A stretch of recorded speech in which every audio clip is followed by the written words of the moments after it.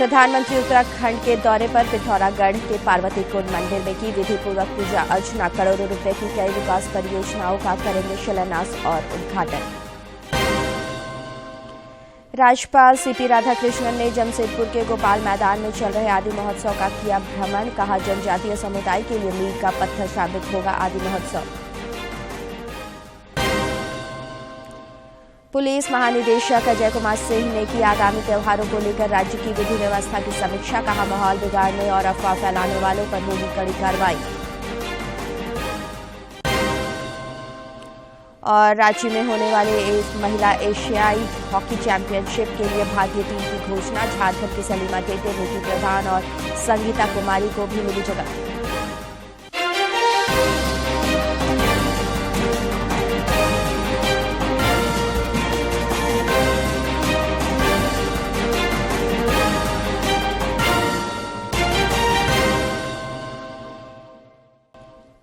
नमस्कार, खबरें झारखंड में आपका स्वागत है। मैं हूं मंजूषा भारद्वाज और अब समाचार विस्तार से। प्रधानमंत्री नरेंद्र मोदी आज उत्तराखंड के एक दिवसीय दौरे पर हैं। इस दौरान श्री मोदी करोड़ों रुपए की कई विकास परियोजनाओं का शिलान्यास और उद्घाटन करेंगे। इससे पहले प्रधानमंत्री ने पिथौरागढ़ पहुंचने पर पार्वती कुंड मंदिर में पूजा अर्चना की। पूजा अर्चना की है अब से कुछ देर पहले। और पार्वती कुंड अपने आप में आध्यात्मिक तौर पर बेहद पवित्र स्थान, और यहां पर प्रधानमंत्री ने आध्यात्मिक महत्व वाले पार्वती कुंड में पूजा अर्चना की है। प्रधानमंत्री का उत्तराखंड दौरा है, जहां तो आदि कैलाश का जो ये मंदिर है, आध्यात्मिक और अपनी प्राकृतिक जो सुंदरता है उसके लिए विश्व भर में जाना जाता है। यहां प्रधानमंत्री ने पूजा अर्चना की है। राज्यपाल सीपी राधाकृष्णन ने कल जमशेदपुर दौरे के क्रम में गोपाल मैदान में चल रहे आदि महोत्सव में शिरकत की। इस दौरान उन्होंने कहा कि आदि महोत्सव जनजातीय समुदाय के लिए मील का पत्थर साबित होगा। यह महोत्सव जनजातीय समुदाय को सशक्त बनाने और उनकी कला, संस्कृति और उत्पादों को बढ़ावा देने का काम कर रहा है। राज्यपाल ने कहा कि इस महोत्सव के माध्यम से देश भर के आदिवासियों को एक मंच पर आने एवं एक दूसरे के विचारों का आदान प्रदान करने का अवसर मिल रहा है।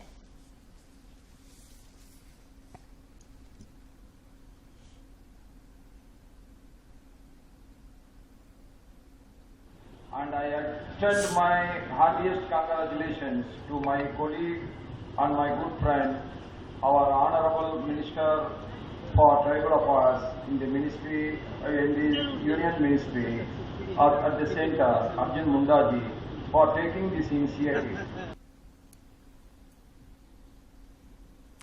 राज्यसभा की सूचना एवं प्रौद्योगिकी प्रबंध समिति झारखंड दौरे पर है। समिति ने कल झारखंड विधानसभा में नेशनल ई विधान एप्लीकेशन के संबंध में अद्यतन विषयों को लेकर जानकारी प्राप्त की। राज्यसभा सदस्य नारायण दास गुप्ता के नेतृत्व में समिति ने झारखंड विधानसभा के अध्यक्ष रविन्द्र नाथ महतो से शिष्टाचार भेंट की। समिति में राज्यसभा सदस्य राकेश सिन्हा और अबीर रंजन विश्वास समेत राज्यसभा और लोकसभा के पदाधिकारी शामिल हैं। मुख्यमंत्री हेमंत सोरेन आज राज्य को गौरवान्वित करने वाले खिलाड़ियों एवं उनके प्रशिक्षकों को मेगा स्पोर्ट्स कॉम्प्लेक्स खेलगांव में प्रोत्साहन राशि देकर सम्मानित करेंगे। सम्मान राशि पाने वालों में ओलंपिक खेलों सहित विभिन्न राष्ट्रीय और अंतर्राष्ट्रीय खेलों में राज्य का प्रतिनिधित्व करने वाले खिलाड़ी और इसके प्रशिक्षक शामिल हैं।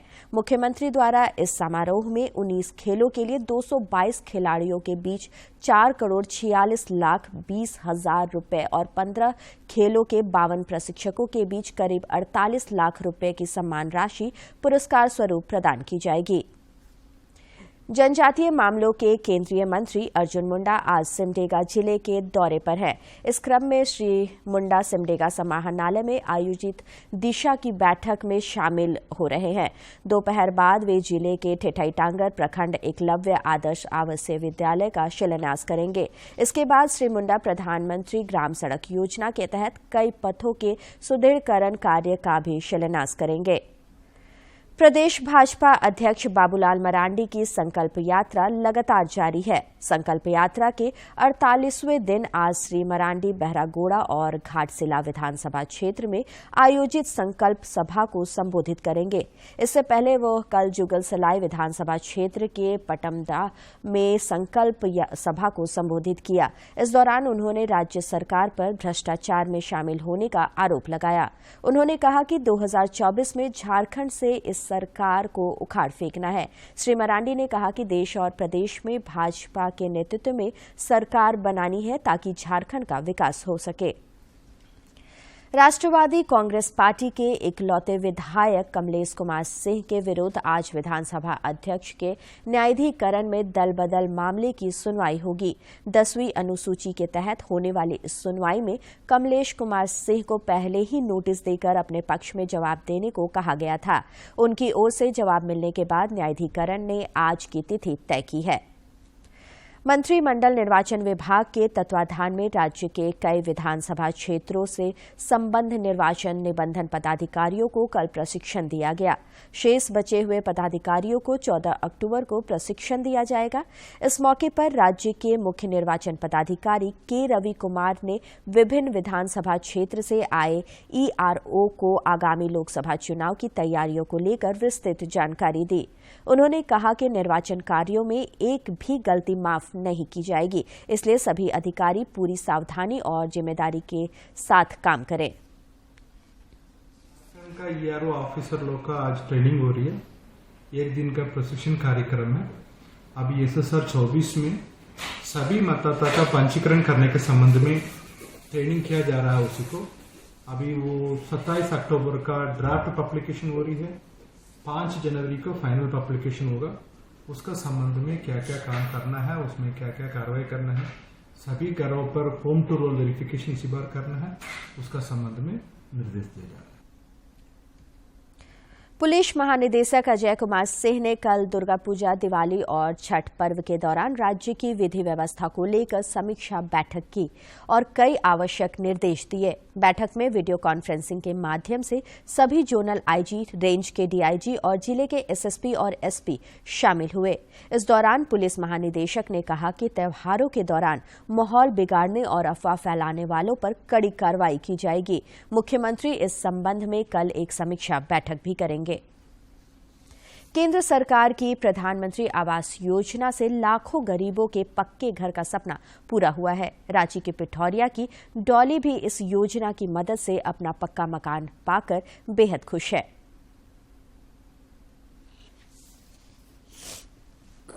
रांची के पिठौरिया की डॉली देवी का अपना पक्का मकान बनकर तैयार हो गया है और इसकी खुशी उनके मुस्कुराते चेहरे पर साफ झलक रही है। डॉली बताती हैं कि अब उनके जीवन की कई मुश्किलें दूर हो गई हैं। यह कमाल हुआ है केंद्र सरकार की प्रधानमंत्री आवास योजना की बदौलत। इस योजना से मिली राशि ने उनके अपने पक्के घर का काफी पुराना सपना पूरा कर दिया है। पहले छूता था, पहले का घर था बोला बहुत छूता था, पूरा एकदम ऊपर का फोफली पूरा उखड़ उखड़ के पूरा नीचे गिर गया, पूरा पानी एकदम घर में घुसता है। इसी के लिए इधर मिला था तो वही बनाए हैं। हालांकि बीते दिनों की तकलीफों को याद करके डॉली आज भी सिहर उठती हैं। सिर के ऊपर छत की कीमत क्या होती है, यह उससे पूछिए जो भरी बरसात में बेघर हो गया हो। पिछले साल की बारिश में इनका कच्चा खपरैल घर ढह गया था। महीनों तक तो इन्होंने जैसे तैसे गुजारा। अब जब प्रधानमंत्री आवास योजना से इन्हें पक्की छत नसीब हुआ है तो इनके जीवन में खुशियां लौट आई हैं। वही से बनाए, अपना पैसा भी लगाए कुछ और पक्का मकान बना था, अभी ठीक ठाक है। तो अभी और कुछ नहीं हुआ है, मतलब खाली प्लास्टर करके छोड़ा। डॉली अकेली नहीं है जिसके जीवन में खुशियों ने दस्तक दी है। इसी गांव के इम्तियाज को भी प्रधानमंत्री आवास योजना से पक्का घर नसीब हुआ है और आज वे भी बेहद खुश हैं। तो बहुत दिन से सोच रहे थे, पहले कच्चा मकान में रहते थे तो काफी दिन से, तो फिर उसके बाद जो है कि प्रधानमंत्री का जो ये है आपका मिला, मने आवास मिला और कुछ बहुत जो है कि अपने से भी लगा है इसमें। और अभी जो है कि मैंने ढाल वाल के सारा चीज़ कंप्लीट कर लिए, अभी ठीक है। अच्छा लग रहा भी है। सिर के ऊपर छत का होना प्रत्येक मनुष्य की जरूरत तो है ही, अपने जीवन में एक घर बनाने का सपना भी हर एक व्यक्ति का होता है, लेकिन पैसे की कमी के कारण बहुत कम ही लोग इस सपने को मुकाम दे पाते हैं। केंद्र सरकार की प्रधानमंत्री आवास योजना ने गरीबों और वंचितों के इस सपने को आकार देने की जिम्मेदारी ली है। दूरदर्शन समाचार के लिए रांची से अवधेश गौतम की रिपोर्ट। बिहार के बक्सर जिले के रघुनाथपुर रेलवे स्टेशन के पास गुवाहाटी से कामाख्या जाने वाले नॉर्थ ईस्ट एक्सप्रेस की 8 बोगियों के पटरी से उतर जाने के कारण 4 लोगों की मौत हो गई और 100 से अधिक लोग घायल हो गए। घटना के मद्देनजर कई यात्री और एक्सप्रेस रेलगाड़ियों को रद्द कर दिया गया है। राज्यपाल सीपी राधाकृष्णन और मुख्यमंत्री हेमंत सोरेन ने इस घटना पर दुख जताया है। बक्सर जंक्शन से ट्रेन खुलने के कुछ ही देर बाद रघुनाथपुर पूर्वी गुमटी के पास हुआ। अभी मिली जानकारी के अनुसार इस हादसे में 4 लोगों की मौत हो गई है, जबकि 80 यात्री जख्मी हुए हैं। घायलों का इलाज चल रहा है। मामूली रूप से घायलों को इलाज के बाद छुट्टी दे दी गई है। ट्रेन दुर्घटना के बाद कई रेलगाड़ियों के मार्गों को परिवर्तित किया गया है। लंबे मार्ग की 18 रेलगाड़ियों का मार्ग परिवर्तित किया गया है। दुर्घटना स्थल पर राहत और बचाव का कार्य पूरा कर लिया गया है। मेरी माटी मेरा देश अभियान के तहत देश भर में प्रखंड स्तर पर इन दिनों अमृत कलश यात्रा निकाली जा रही है। इस सिलसिले में झारखंड के भी सभी प्रखंड मुख्यालय में अमृत कलश यात्रा निकाली जा रही है, जिसमें स्थानीय लोग बढ़ चढ़कर हिस्सा ले रहे हैं। केंद्र सरकार के आह्वान पर देश भर में मेरी माटी मेरा देश अभियान का तीसरा चरण सफलतापूर्वक आयोजित किया जा रहा है। रांची जिले के रातू प्रखंड में आयोजित अमृत कलश यात्रा में स्कूली बच्चों के साथ स्थानीय लोगों ने बढ़ चढ़कर हिस्सा लिया। अमृत कलश यात्रा ने शहर से लेकर गांव तक के लोगों को एक सूत्र में पिरोने का काम किया है। ये यात्रा आज राष्ट्रीय एकता का प्रतीक बन गई है। मेरा देश के कार्यक्रम में सभी ग्रामीण उत्साह होकर अपने अपने कलश में पंचायत का स्तर से मुखिया का माध्यम से और सभी मिट्टी देकर अभी प्रखंड में आए। प्रखंड में आज जो अमृत महोत्सव का जो उत्साह दिखा जा रहा है बहुत ही अच्छा है और हर गांव हर जन तक पहुंच गई है। कोई अमीर गरीब सब एक सूत्र में बांध रहे हैं और ये अलग एक पहचान दे रहे हैं कि हम एक सूत्र में बांधे रहेंगे और किस तरह हम लोग एकजुट होकर रहेंगे, यही इनका पहचान है। देश के स्वतंत्रता सेनानियों के प्रति समर्पित मेरी माटी मेरा देश अभियान आज जन जन का अभियान बन चुका है। देशवासियों का मानना है कि इस कार्यक्रम के माध्यम से गुमनाम शहीदों और उनके परिजनों को केंद्र सरकार ने सम्मान देने का एक शुभ अवसर प्रदान किया है। इस अमृत कलश यात्रा का आयोजन किया जाएगा। इससे बच्चे, शिक्षक, हमारे विद्यालय के प्रभारी प्रधानाध्यापक सभी बहुत ही उत्साहित हैं। अपना अपना पंचायत से मिट्टी लेके और जो घड़ा में जो भरा रहा है तो अपना अपना पंचायत से जागरूक करने के लिए मतलब काम कर रहे हैं और इसी तरह से मतलब जागरूक होंगे तब ना आदमी आगे बढ़ेगा। अभियान के तहत झारखंड से 300 अमृत कलश दिल्ली में वॉर मेमोरियल के समीप बनने वाले अमृत वाटिका के लिए भेजे जाएंगे। आगामी 28, 29 और 30 अक्टूबर को राष्ट्रीय स्तर पर अमृत कलश यात्रा का आयोजन सुनिश्चित किया गया है। 28, 29, 30 3 दिन का जो है राष्ट्रीय स्तर का कार्यक्रम जो है कलश यात्रा कार्यक्रम है। यह पूरा कार्यक्रम कलश यात्रा अभियान है जो कि प्रखंड से जिला और जिला से राज्य और राज्य से राष्ट्रीय राजधानी दिल्ली पर हमारा जो है वार मेमोरियल के पास जो है अमृत वाटिका निर्माण हो रहा है, वहाँ पर राष्ट्र को समर्पित किया जाएगा। हमारे विद्यालय के बच्चे, प्रखंड से सभी पदाधिकारीगण, पंचायत से सभी अतिथि आ रहे हैं, तो ये काफी अच्छा कार्यक्रम है और हम सभी मिलकर इस कार्यक्रम को बहुत ही जोरदार तरीके से मनाने वाले हैं। रातू प्रखंड में आयोजित अमृत कलश यात्रा में बड़ी संख्या में स्कूली बच्चे, स्थानीय लोग और सीआरपीएफ ने अपनी महत्वपूर्ण भूमिका निभाई। कार्यक्रम के दौरान स्थानीय कलाकारों द्वारा कुर्बानी बेकार नहीं जाने देंगे विषय पर नाटक का मंचन भी किया गया। रांची से कर्मवीर की रिपोर्ट। और अब कुछ खबर राज्य के विभिन्न जिलों से।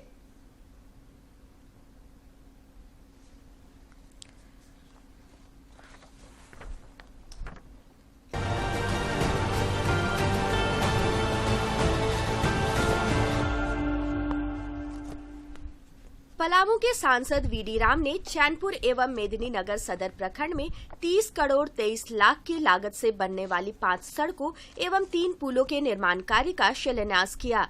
इन सड़कों और पुलों के निर्माण होने से आवागमन में सुविधा होगी। लोहरदगा के प्रधान जिला एवं सत्र न्यायाधीश सह अध्यक्ष जिला विधिक सेवा प्राधिकार राजेंद्र बहादुर पाल की अध्यक्षता में जिला स्तरीय मॉनिटरिंग कमेटी की बैठक पीडीजे चैम्बर में हुई। इस दौरान न्यायालय में लंबित वादों के त्वरित निष्पादन के लिए कई दिशा निर्देश जारी किए गए। खूंटी के उपायुक्त लोकेश मिश्रा ने स्वास्थ्य केंद्रों का निरीक्षण कर वहां चिकित्सीय सुविधाओं को सुदृढ़ एवं बेहतर करने का निर्देश दिया ताकि मरीजों को असुविधा न हो। उपायुक्त ने सामुदायिक स्वास्थ्य केंद्र कर्रा का भी निरीक्षण कर स्वास्थ्य सुविधाओं एवं व्यवस्थाओं का जायजा लिया। रांची के नए जिला आपूर्ति पदाधिकारी प्रदीप भगत ने पदभार ग्रहण कर लिया। निवर्तमान जिला आपूर्ति पदाधिकारी अल्बर्ट विलुंग ने उन्हें कार्यभार सौंपा।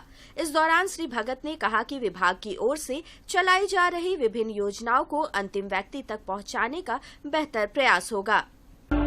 पलामू जिले के सतबरवा थाना क्षेत्र के ताबर गांव में NH 75 पर अज्ञात वाहन के कुचलने से एक युवक की मौत हो गई। सतबरवा थाना पुलिस ने शव को पोस्टमार्टम कराने के बाद उसके परिजनों को सौंप दिया। दुमका जिले के जामा प्रखंड अंतर्गत चिकनिया पंचायत में एक व्यक्ति ने अपनी पत्नी की हत्या कर दी। घटना की सूचना मिलते ही पुलिस आरोपी पति को गिरफ्तार कर शव को पोस्टमार्टम के लिए दुमका भेज दिया है। रांची पुलिस लाइन में तैनात सिपाही अभिषेक कुमार की इलाज के दौरान मौत हो गई। इस संबंध में सुखदेव नगर थाने में मृतक सिपाही की पत्नी के बयान पर यूडी केस दर्ज किया गया है। वह मूल रूप से बिहार के मुंगेर के रहने वाले थे। पलामू जिले के तरहसी प्रखंड क्षेत्र के उदयपुरा वन पंचायत अंतर्गत खुर्द बेदानी नवाडीह गांव में सितंबर महीने का खदान नहीं मिलने पर ग्रामीण उपभोक्ताओं ने गोलबंद होकर प्रदर्शन किया। उपभोक्ताओं ने पीडीएस दुकान से अविलंब गेहूं चावल वितरण करने की मांग की। पुराना विधानसभा के विधायक क्लब में 3 दिवसीय झारखंड इंटेलेक्चुअल फोरम समिट का उद्घाटन किया गया। झारखंड इंटेलेक्चुअल समिट के पहले दिन विश्व झारखंड का आत्मविश्वास, युवा झारखंड और झारखंड को भारत का नंबर 1 राज्य बनाना है जैसे विषयों पर चर्चा की गई। पलामू में MMCH में प्रसव के बाद रांची स्थित रिम्स रेफर की गई महिला मरीज की मौत के बाद परिजनों ने एम्बुलेंस चालक की पिटाई कर दी। हालांकि अन्य परिजनों के हस्तक्षेप से एम्बुलेंस चालक को छोड़ा गया। परिजनों ने MMCH के डॉक्टर पर इलाज में लापरवाही का आरोप लगाया है। झारखंड ओलंपिक एसोसिएशन ने गोवा में आयोजित होने वाले 37वें राष्ट्रीय खेल के लिए अपने डिप्टी CDM की घोषणा कर दी है। झारखंड ओलंपिक एसोसिएशन के महासचिव डॉक्टर मधुकांत पाठक ने बताया कि झारखंड ओलंपिक एसोसिएशन के वरीय पदाधिकारी सह ओलंपिक हरभजन सिंह और कबड्डी एसोसिएशन के सचिव विपिन कुमार सिंह झारखंड दल के डिप्टी CDM बनाए गए हैं। राष्ट्रीय नेहरू कप अंडर 17 बालिका हॉकी टूर्नामेंट के फाइनल मुकाबले में रांची के CM school of excellence Bariatu की बच्चियों ने शानदार प्रदर्शन किया। 3-4 के अंतर में मिजोरम की टीम को हराकर रजत पदक अपने नाम कर लिया है।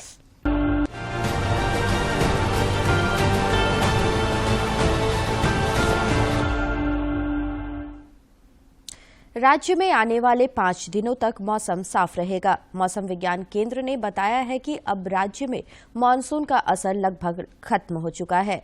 राज्य के पश्चिमी हिस्से में आने वाले 1-2 दिनों के दौरान हल्के से मध्यम दर्जे की बारिश हो सकती है, लेकिन अन्य हिस्सों में तेज धूप का असर देखा जाएगा, जिससे लोगों को गर्मी का एहसास हो सकता है। मौसम वैज्ञानिक अभिषेक आनंद के अनुसार अक्टूबर महीने में लोगों को तेज धूप का एहसास करना होगा, लेकिन नवंबर आते ही लोगों को ठंड का एहसास होगा। हालांकि नवंबर के शुरुआती दिनों में बंगाल की खाड़ी में निम्न दबाव का क्षेत्र बनने की संभावना है। 27 अक्टूबर से 5 नवंबर तक रांची में होने वाली एशियाई महिला हॉकी चैंपियनशिप ट्रॉफी के लिए 20 सदस्यीय भारतीय टीम की घोषणा की गई है। टीम में झारखंड की सलीमा टेटे, संगीता कुमारी और निक्की प्रधान को भी जगह मिली है। मुख्यमंत्री हेमंत सोरेन कल रांची के प्रोजेक्ट भवन सभागार में ट्रॉफी का अनावरण करेंगे। की भूमिका में होंगी। 27 अक्टूबर से लेकर 5 नवंबर तक खेले जाने वाले टूर्नामेंट में भारत के अलावा जापान, चीन, कोरिया, मलेशिया और थाईलैंड की टीमें हिस्सा लेंगी। भारतीय महिलाओं की टीम अपने अभियान की शुरुआत 27 अक्टूबर को थाईलैंड के खिलाफ करेगी। विश्व कप के दूसरे मैच में भारत ने अफगानिस्तान को 8 विकेट से हरा दिया है। वर्ल्ड कप समेत खेल के अन्य खबरों पर एक नजर। भारत ने अफगानिस्तान को 8 विकेट से हराकर अपनी लगातार दूसरी जीत दर्ज की है। अफगानिस्तान ने टॉस जीतकर पहले बल्लेबाजी करते हुए भारत के सामने 273 रन का लक्ष्य रखा था। जवाब में भारतीय टीम ने 2 विकेट खोकर जीत हासिल कर ली। भारत की ओर से कप्तान रोहित शर्मा ने तूफानी पारी खेली। रोहित 84 गेंद पर 131 रन बनाकर आउट हुए। इससे पहले अफगानिस्तान ने टॉस जीतकर पहले बल्लेबाजी करते हुए 8 विकेट के नुकसान पर 272 रन बनाए थे। अफगानिस्तान की ओर से सबसे ज्यादा रन हशमतुल्लाह शहीदी ने बनाए। भारत की ओर से सबसे ज्यादा 4 विकेट जसप्रीत बुमराह ने लिए। भारतीय टीम के कप्तान रोहित शर्मा ने अफगानिस्तान के खिलाफ मुकाबले में कई बड़े रिकॉर्ड अपने नाम कर लिए। रोहित शर्मा विश्व कप इतिहास में सबसे तेज शतक जड़ने वाले भारतीय बल्लेबाज बन गए हैं। अफगानिस्तान के खिलाफ मुकाबले में रोहित शर्मा ने 63 गेंदों पर शतक जड़कर कपिल देव का 40 साल पुराना रिकॉर्ड तोड़ दिया। पूर्व भारतीय कप्तान कपिल देव ने 1983 वर्ल्ड कप में जिम्बाब्वे के खिलाफ 72 गेंदों में 175 रनों की ऐतिहासिक पारी खेली थी। इसके अलावा रोहित शर्मा ने विश्व कप का अपना 7वां शतक जड़कर मास्टर ब्लास्टर सचिन तेंदुलकर के रिकॉर्ड को भी तोड़ दिया। सचिन तेंदुलकर ने 6 वर्ल्ड कप में 6 शतक लगाए थे, तो वहीं रोहित का ये तीसरा विश्व कप है जिसमें उन्होंने 7वां शतक जड़ा। वनडे विश्व कप 2023 में आज 5 बार की विश्व विजेता ऑस्ट्रेलिया क्रिकेट टीम का सामना दक्षिण अफ्रीका क्रिकेट टीम से होगा। ये मैच लखनऊ में खेला जाएगा। मौजूदा विश्व कप के पहले मुकाबले में ऑस्ट्रेलियाई टीम को भारतीय टीम के हाथों हार का सामना करना पड़ा था।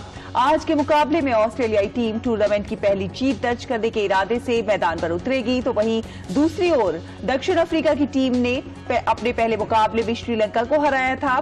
दक्षिण अफ्रीका आज के मुकाबले में दूसरी जीत की तलाश में मैदान पर होगी।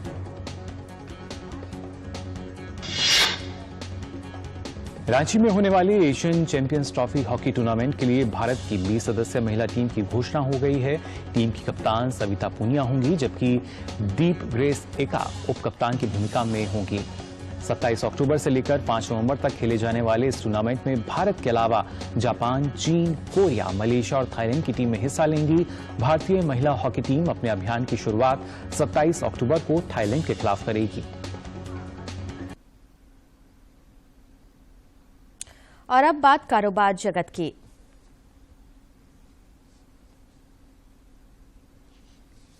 केंद्रीय वित्त मंत्री निर्मला सीतारमण ने आईएमएफ की नीतिगत एवं इसकी सदस्यता विषय पर आयोजित एक गोलमेज चर्चा में की शिरकत। इस बैठक की मेजबानी मोरक्को के मराकोच में विश्व बैंक आईएमएफ की वार्षिक बैठक के मौके पर अमेरिकी वित्त मंत्री जेनेट येलेन ने की। वित्त मंत्री निर्मला सीतारमण ने इस दौरान कहा कि अंतर्राष्ट्रीय मुद्रा कोष को भविष्य की चुनौतियों से निपटने के लिए अच्छी तरह से पूंजी संपन्न बनाए रखने की है जरूरत।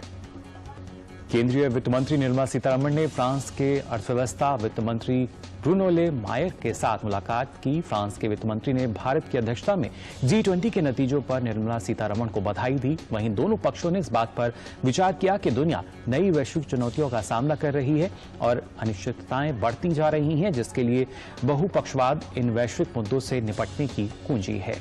केंद्रीय वित्त मंत्री निर्मला सीतारमण ने विश्व बैंक के अध्यक्ष अजय बंगा से भी मुलाकात की। उन्होंने भारत की विकास प्राथमिकताओं और वैश्विक चुनौतियों से संबंधित कई मुद्दों पर चर्चा की और साथ ही साथ प्रधानमंत्री नरेंद्र मोदी द्वारा एक सूर्य, एक विश्व, एक ग्रिड पहल पर प्रकाश डालते हुए विश्व बैंक इसे आगे बढ़ाने में सक्रिय भूमिका निभाएगा।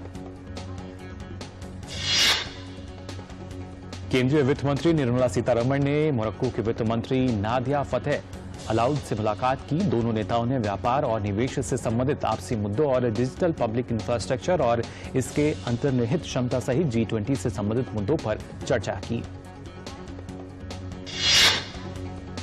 केंद्रीय वित्त मंत्री निर्मला सीतारमण ने मराकेच मोरक्को में विश्व बैंक आईएमएफ वार्षिक बैठक के मौके पर लचीले और समावेशी आपूर्ति श्रृंखला संवर्धन के लिए साझेदारी राइज के शुभारंभ में भाग लिया। लॉन्च के दौरान वित्त मंत्री ने कहा कि भारत जलवायु परिवर्तन पर अच्छा काम कर रहा है, जिसमें स्वच्छ ऊर्जा में परिवर्तन के लिए एक महत्वाकांक्षी कार्यक्रम शामिल है।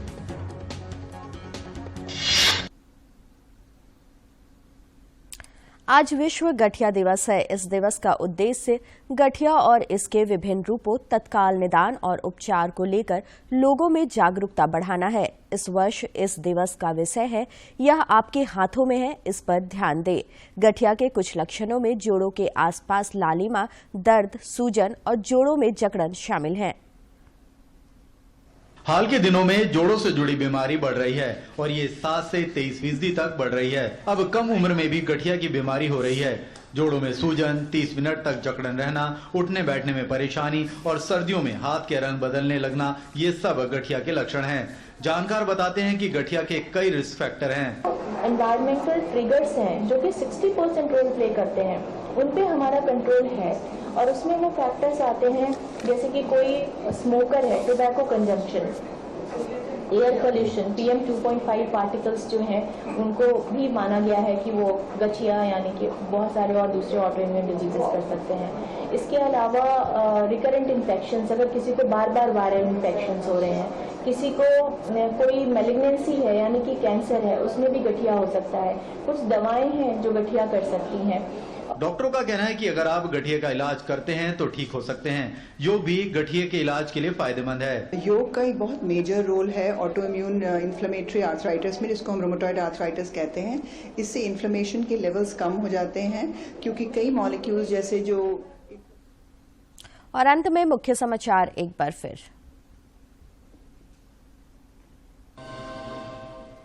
प्रधानमंत्री उत्तराखंड के दौरे पर पिथौरागढ़ के पार्वती कुंड मंदिर में की विधिपूर्वक पूजा अर्चना। करोड़ों रुपए की कई विकास परियोजनाओं का करेंगे शिलान्यास और उद्घाटन। राज्यपाल CP राधाकृष्णन ने जमशेदपुर के गोपाल मैदान में चल रहे आदि महोत्सव का किया भ्रमण। कहा, जनजातीय समुदाय के लिए मील का पत्थर साबित होगा आदि महोत्सव। पुलिस महानिदेशक अजय कुमार सिंह ने की आगामी त्योहारों को लेकर राज्य की विधि व्यवस्था की समीक्षा। कहा, माहौल बिगाड़ने और अफवाह फैलाने वालों पर होगी कड़ी कार्रवाई। और रांची में होने वाले महिला एशियाई हॉकी चैंपियनशिप के लिए भारतीय टीम की घोषणा। झारखंड की सलीमा टेटे, निकी प्रधान और संगीता कुमारी को भी मिली जगह।